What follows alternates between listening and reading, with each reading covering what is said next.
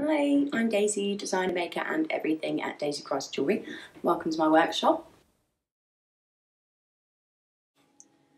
For Shine 2020, I will be exhibiting my multi-award winning Twisted Tales collection. Twisted Tales was my debut collection, so it gave me the chance to show who I wanted to be as a designer maker. I've always been fascinated and really inspired by the armour and the costumes worn in fantasy films, as well as dark haute fashion. I've always been drawn to elements which a lot of people might find sort of dark or peculiar or even disturbing sometimes.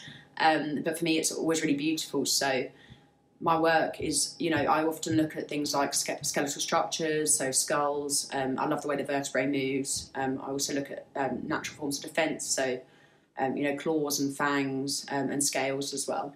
One of my favourite parts of being a designer maker is definitely the design process. So it's a really exciting time, but it's also quite a long process sometimes. The way I start is by combining all of my inspiration. I usually put it into a mood board and then start selecting lines and shapes that I'm finding really interesting. I'll then start putting them into the sketchbook. So I do a lot of abstract hand drawing, and it's then sometimes I'll start sort of like building them up with ink and make them a bit more three-dimensional. But it's important for me that I don't do like a technical drawing, because I want the rest of the processes that follow to still be creative and still be pushing the boundaries of the design.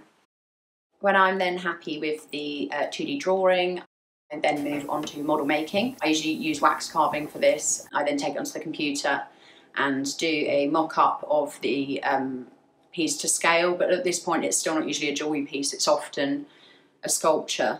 At that point, once I kind of make the sculpture, I will then start chopping it up, layering it on top of each other, adding new bits, and that's when it gets really exciting for me, because to be able to have that opportunity where you can take one shape and sort of manipulate it to be something else is really exciting.